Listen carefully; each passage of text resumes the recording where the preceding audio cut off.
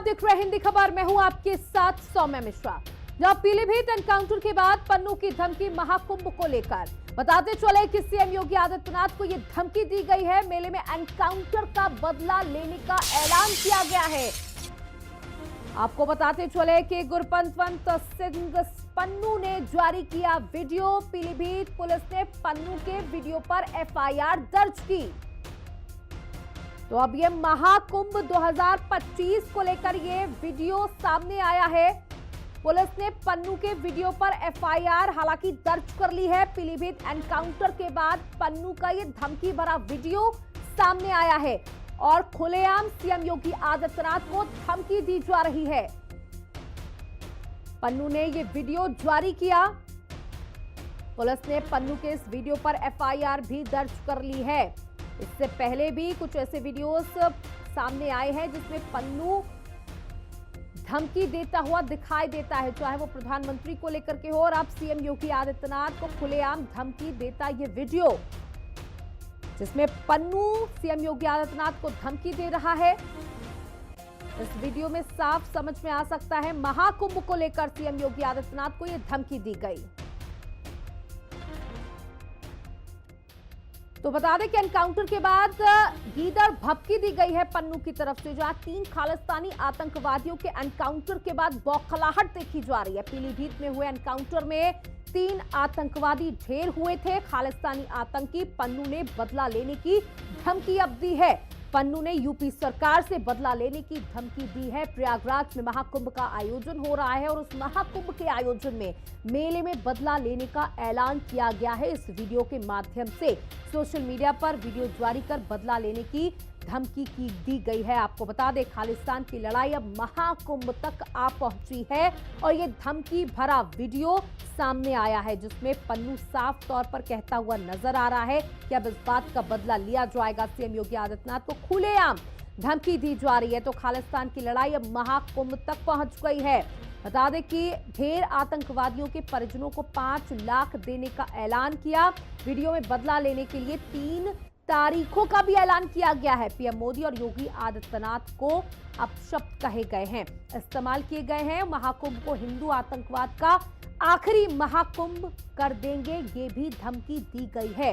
ये संघर्ष 1984 से चल रहा है। लगातार निर्दोष सिखों की हत्या की जा रही है। ये कहा गया सिखों का अन्य तरीकों से उत्पीड़न किया जा रहा है। इस सब का एक ही बदला होगा। इस सब का एक ही हाल है, खालिस्तान बनाना। देखिए, ये जबरदस्त धमकी दी गई है इस वीडियो के माध्यम से। हालांकि इसे गीदड़ भभकी कहा जा रहा है तमाम लोगों के द्वारा।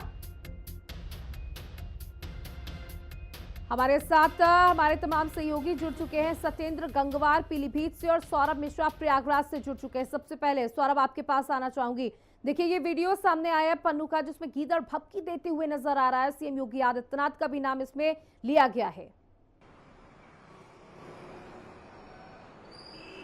बिल्कुल सौम्या, देखिए जिस तरह से पीलीभीत में 3 आतंकी जो खालिस्तानी थे उनका इनकाउंटर हुआ है, उसी के बाद पन्नू जो है वो एक आतंकी खालिस्तानी है और वो लगातार गीदड़ भभकी जो है सीएम योगी और पीएम मोदी को दे रहा है। उसने महाकुंभ में चेतावनी दी है कि इस बार का जो महाकुंभ है वो आखिरी महाकुंभ होगा। हालांकि जब हमने साधु संतों से बात किया तो उनका ये साफ साफ कहना है कि पन्नू की बातों को बिल्कुल भी जो है वो सीरियस नहीं लेना चाहिए, क्योंकि ऐसे लोग टीआरपी में आने के लिए ऐसे ही जो है वो बयानबाजी करते हैं। हालांकि पुलिस यहाँ पर जो है पुलिस सुरक्षा है वो अलर्ट पर है। लेकिन अगर हम खालिस्तानी आतंकी पन्नू की बात करें तो पन्नू इस तरह की कई आपत्तिजनक टिप्पणी पहले भी कर चुका है, जिसका साधु संतों ने विरोध भी किया था। और साधु संतों का ये साफ साफ कहना है कि पन्नू जैसे व्यक्ति का जो है कोई भी अस्तित्व नहीं होता है, तो उनकी गीदड़ भभकियों से डरने की आवश्यकता नहीं है। महाकुंभ में श्रद्धालु आए, स्नान करें। और पुलिस ने भी साफ साफ कहा है कि डरने की कोई आवश्यकता नहीं है, क्योंकि पन्नू जैसे लोग टीआरपी में आने के लिए ऐसी बातें करते हैं। क्योंकि पीलीभीत में जिस तरह से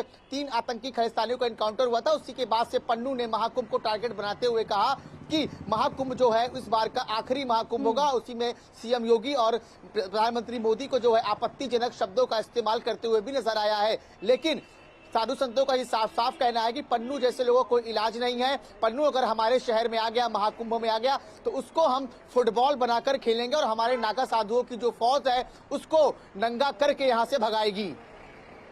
जी बिल्कुल, हमारे साथ सत्येंद्र गंगवार भी जुड़े हुए पीलीभीत से हमारे सहयोगी। सत्येंद्र, जिस तरीके की ये गीदड़ भभकी दी गई है, ये धमकी दी गई है, क्योंकि पीलीभीत में एनकाउंटर हुआ था आतंकियों का, और अब ये कहा जा रहा है कि एनकाउंटर के बदले एनकाउंटर। जी सौम्या, आपको बता दें कि पीलीभीत में जब ये धमकी आई तो पीलीभीत में तत्काल प्रभाव से पुलिस अधीक्षक अविनाश पांडे ने इस वायरल वीडियो के आधार पर मुकदमा दर्ज कर दिया है और उन्होंने सबको अलर्ट कर दिया है। फिलहाल इस तरह की गिरद भक्की को लेकर केंद्रीय एजेंसियां भी पीलीभीत में आ चुकी हैं और वो लगातार काम कर रही हैं यहाँ पर। और आपको बताते चलें कि इस ऑपरेशन के दौरान एक नई अपडेट मिली है कि सीसीटीवी में कल के माध्यम से मैंने दिखाया था कि 3 आतंकी यहाँ पर 20 तारीख को पूरनपुर के हरजी होटल में रुके थे, जो कि बाद में वहां से निकले। उनके साथ 2 और अज्ञात लोग थे, उनकी भी पुलिस ने अब तलाश कर ली है और उनसे पुलिस इस समय मौजूदा हाल में पूछताछ कर रही है। जी बिल्कुल।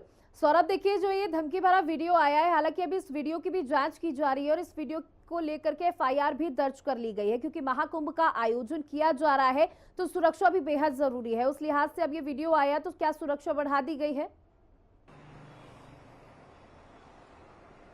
बिल्कुल, देखिए, जब से ये वीडियो जो आया है उसके बाद प्रयागराज की जो पुलिस है महाकुंभ को लेकर जो है वो अलर्ट मोड पर हो चुकी है, क्योंकि देखिए पुलिस किसी भी तरह की धमकी को जो है वो हल्के में नहीं लेती और यहाँ पर जगह जगह पर जो है अब पुलिस अलर्ट हो गई है, क्योंकि वो इस धमकी को हल्के भी नहीं ले रही है। हालांकि साधु संतों का ही साफ साफ कहना है कि पन्नू जैसे जो लोग हैं वो सिर्फ टीआरपी में आने के लिए ऐसी बातें करते हैं, उनकी बातों को बिल्कुल भी नजरअंदाज करना चाहिए और जो श्रद्धालु यहाँ पर आएंगे वो आसानी से स्नान करें। और अगर पन्नू हमारे शहर में आता है तो हम उसको दौड़ा कर मारेंगे और हमारे नाका साधुओं की जो फौज है उसके लिए काफी है। लेकिन पुलिस प्रशासन की बात करें हम तो पुलिस प्रशासन जो है एजेंसियां हैं वो इस मोड पर अलर्ट हैं कि किसी भी प्रकार की निगरानी लगातार की जा रही है सीसीटीवी से, और जो भी संदिग्ध यहाँ पर पहुंच रहे हैं उनसे भी कड़ी पूछताछ की जा रही है। तो कुल मिलाकर अगर पुलिस प्रशासन की बात करें तो पुलिस प्रशासन इस वीडियो के बाद जो है हाई अलर्ट मोड पर है। कल यहाँ पर अमिताभ यश भी पहुंचे थे, उन्होंने भी सुरक्षा का जायजा लिया और किसी भी तरह की यहाँ पर हिला हवाली ना होने पाए उसके लिए भी पुलिस जो है लगातार चप्पे चप्पे पर मौजूद है।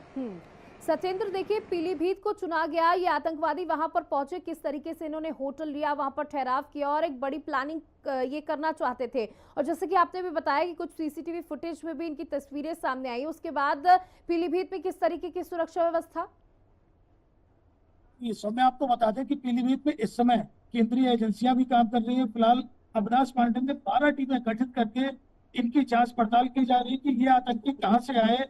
आपको बताते चले कि इसमें एक अपडेट ये भी आया था कि एक आतंकी की हुआ वो लखीमपुर खीरी के निगासन में रहती थी, उनके माध्यम से। फिलहाल इस समय पीलीभीत पुलिस और केंद्रीय एजेंसियां और जो भी इसमें लगी हुई टीमें हैं वो सब इस बात पे लगी हुई है कि ये पंजाब से लखीमपुर होते हुए पीलीभीत कैसे पहुंचे, और उन्होंने 3 आतंकी उनके साथ थे जिनका एनकाउंटर हो गया।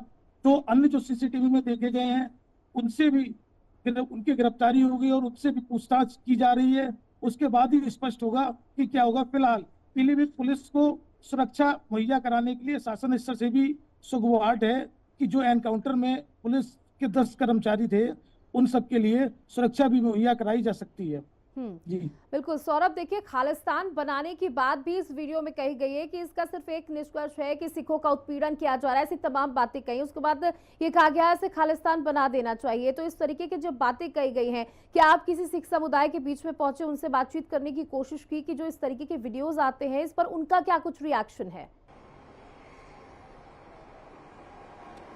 देखिए, जब हम साधु संतों के पास पहुंचे तो साधु संतों के अगर हम 13 अखाड़ों की बात करें तो 13 अखाड़ों में 3 ऐसे अखाड़े हैं जो सिखों के अखाड़े हैं, और सिख जो है वो पूरी तरीके से हमारे देश के लिए समर्पित है, हमारे महाकुंभ के लिए समर्पित है। और 3 अखाड़े में जो है निर्मल अखाड़े की बात कर ले, चाहे वैष्णव संप्रदाय की बात कर ले, तो ऐसे कई अखाड़े हैं जो यहाँ पर मौजूद हैं, सिखों के मौजूद हैं। तो देखिए, कुल मिलाकर साधु संतों का ये कहना है कि इस तरह की गीदड़ भभकियों पर ध्यान नहीं देना चाहिए, सिर्फ ये माहौल बिगाड़ने की बात की जा रही है, क्योंकि महाकुंभ का आयोजन है जिसमें कि 40 करोड़ से ज्यादा श्रद्धालु यहाँ पर पहुंचेंगे, तो वो आराम से यहाँ पर पहुंचे और स्नान करें, ऐसी कोई बात नहीं है। पन्नू जैसे लोग जो हैं वो सिर्फ टीवी पर बात करते हैं, टीआरपी पे आने के लिए बात करते हैं, उनका ऐसा कोई वास्तविक जो है वो वास्तविक इस तरह का कोई उनका स्तर नहीं है कि इस तरह की जो धर्म संस्थाई धंधा को बिगाड़े वो। तो पुलिस का भी कहना है साफ साफ, साधु संतों का भी कहना है साफ साफ कि इस तरह की गीदड़ भभकियों से डरने की आवश्यकता नहीं है।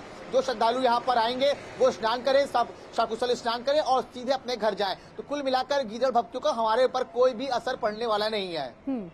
बिल्कुल सत्येंद्र, देखिए मैं आपसे जानना चाहूंगी थोड़ा सा विस्तार से कि पुलिस ने अब तक क्या कुछ जानकारी इस पूरे मामले को लेकर के जुटाई है। जैसा कि आपने बताया भी था कि सीसीटीवी भी मिला है और वहां पर होटल में भी पूछताछ की है, थोड़ा विस्तार से बताया शुरुआत से एनकाउंटर तक।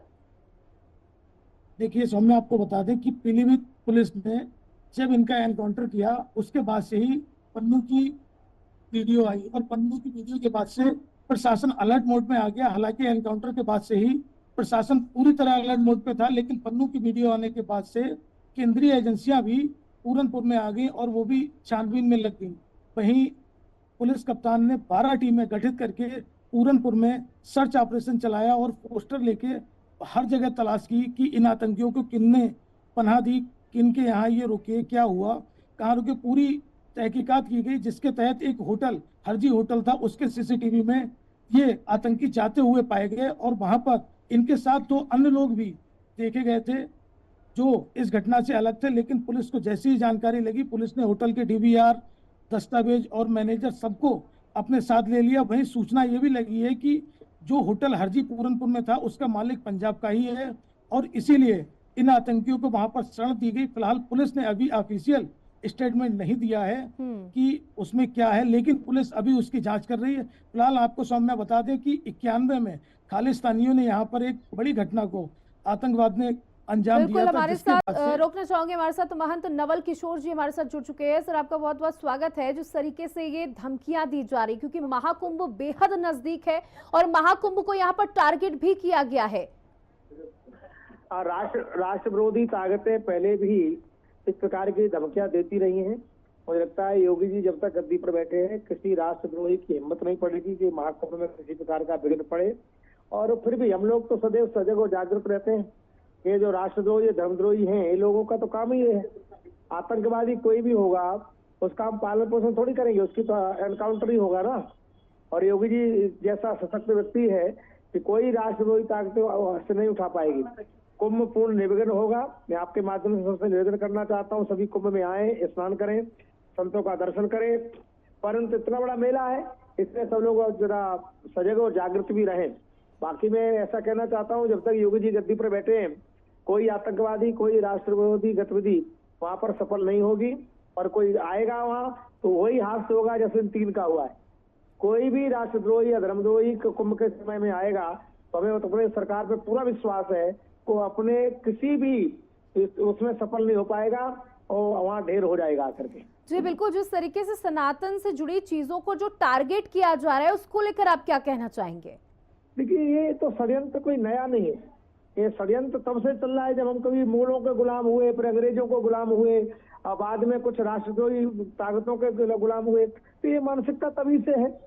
हमने कभी किसी का हित नहीं किया है, परंतु अहित सहन करने की भी क्षमता समाप्त हो चुकी है। पहले से इस प्रकार की राष्ट्र विरोधी गतिविधियां चलती रही हैं, परंतु दिल्ली में मोदी जी, उत्तर प्रदेश में योगी जी हैं, तो मुझे लगता है कोई भी राष्ट्रद्रोही ताकत अपने मंसूबे में सफल नहीं होगी। हमारा प्रशासन, हमारा पुलिस, हमारी सेना पूर्ण से जागरूक है। और जनता से भी निवेदन करेंगे कि कुछ राजनेताओं का चेहरा सामने आ रहा है, कौन राष्ट्रद्रोही है, कौन राष्ट्र प्रेमी है। इसलिए जनता को भी चाहिए कि एक साथ रहकर के योगी जी का पूरा साथ दें, तो इस प्रकार की राष्ट्रद्रोही ताकतें सदा सदा के लिए समाप्त हो जाएंगी। जी बिल्कुल, देखिए करोड़ों की संख्या में इस बार महाकुंभ में लोग आने वाले हैं और जब इस तरीके की धमकियां सामने आ रही तो कहीं आम जनमानस में थोड़ा डर भी पैदा हो जाता है। तो हमारा संत समाज किस तरीके का संदेश देना चाहता है? मैं आपके माध्यम से सभी सनातन प्रेमियों को निवेदन करना चाहता हूं कि आप सभी सादर कुंभ में पधारिए, आपका स्वागत है। किसी प्रकार का कोई भी विघ्न डालने में कोई भी राष्ट्रद्रोही ताकतें सफल नहीं हो पाएंगी। योगी जी ने बहुत अच्छी सुरक्षा व्यवस्था सब प्रकार की है, कहीं कोई विघ्न नहीं होगा। भगवान की कृपा हम सब पर है, क्योंकि हमने कभी किसी के अनुष्ठान में, किसी धार्मिक आयोजन में यही प्रार्थना की है कि सबके सफल हो। हमारा भी यह धार्मिक अनुष्ठान पूर्ण महाकुंभ पूर्ण सफल होगा। सभी लोग आए, पर ध्यान रखें, मेला है, मेले में जरा सजग रहें।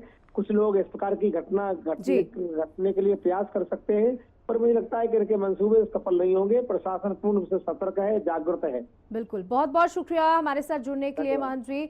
हमारे साथ राकेश त्रिपाठी जी, प्रवक्ता बीजेपी, जुड़ चुके हैं। राकेश जी, जिस तरीके से देखिए ये जो वीडियो सामने आ रहे हैं, क्या इसे गीदड़ भभकी ही माना जाए? निश्चित तौर पर गीदड़ भभकी है, और ऐसी गीदड़ भभकी से हम डरने वाले नहीं है। हम पूरी तरह से तैयार हैं। आज भव्य कुंभ कराने के लिए, दिव्य कुंभ कराने के लिए तैयारियां पूरी हो रही हैं, और हम पूरे दुनिया भर के लोगों को आमंत्रित कर रहे हैं जो उत्तर प्रदेश में एक दिव्य और भव्य कुंभ देखने के लिए आए। ये गीदड़ भभकियों से कभी हम डरने वाले नहीं है। हर हिंदू व्रत त्योहार पर, हर मेले पर, हर आयोजन पर इस तरह की गीदड़ भभकियां देने का काम करते हैं। और ये जो धमकी देने वाले लोग हैं ना, ये तो खुद आज डर के साए में है, क्योंकि अज्ञात हमलावरों के द्वारा देश के तमाम दुश्मनों का रोज लगातार हम खबरें सुन रहे हैं कि देश के दुश्मन एक एक करके, चाहे वो कराची में बैठे हो, चाहे वो पेशावर में बैठे हो, चाहे वो कनाडा में बैठे हो, एक एक करके कैसे देश के दुश्मन अज्ञात हमलावरों द्वारा मारे गए हैं। तो डर तो इनके भीतर है। ये हमको डरने की जो कोशिश कर रहे हैं, ये उनका अपना डर है। जी बिल्कुल, जिस तरीके से बिल्कुल, हमारे साथ अशोक पांडे जी भी जुड़ चुके हैं, बीजेपी प्रवक्ता हैं, बनारस से हमारे साथ जुड़ चुके हैं। देखिए अशोक जी, आप एक ऐसी जगह से आ रहे हैं जो कि अपने में ही बहुत बड़ी धार्मिक स्थली है, और अब महाकुंभ का आयोजन हो रहा है जहाँ करोड़ों लोग पहुंचने वाले हैं। उसके बाद इस तरीके की चीजें हो जाना, इस तरीके के वीडियो सामने आ जाना, किस तरीके का संदेश देना चाहेंगे कि किसी को डरने की जरूरत नहीं है? देखिए, इस तरह की धमकियों से कम ये सरकार तो नहीं डरने वाली है, चाहे केंद्र की सरकार हो, चाहे प्रदेश की सरकार हो। ऐसे ऐसे पन्नुओं का पन्ना हमने बंद करने का काम किया है। इस बार भी अगर धमकी दिया गया है तो निश्चित तौर पे उसका मुंहतोड़ जवाब हम लोग देंगे। बिल्कुल, क्या इसमें कोई दो राय नहीं। जी अशोक जी, क्या ये साजिश है? क्योंकि जब भी दिवाली आए, होली आए, या फिर ये महाकुंभ का आयोजन हो रहा है, हमेशा टारगेट कर लिया जाता है सनातन से जुड़ी चीजों को। निश्चित तौर पे डराने के लिए एक साजिशन एक किया जाता है, और तो हम लोग तो पहले से तहकीकात हम लोग करके सारी व्यवस्था चुस्त दुरुस्त हमने की है। कुंभ की वहाँ परिंदा भी पर नहीं मार सकता। ये जरूर है, जिस पन्ना ने धमकी दी है, जिस पन्नू ने, उसका पन्ना इस बार हम लोग खत्म कर देंगे। जी बिल्कुल, बहुत बहुत शुक्रिया हमारे साथ जुड़ने के लिए, बात करने के लिए।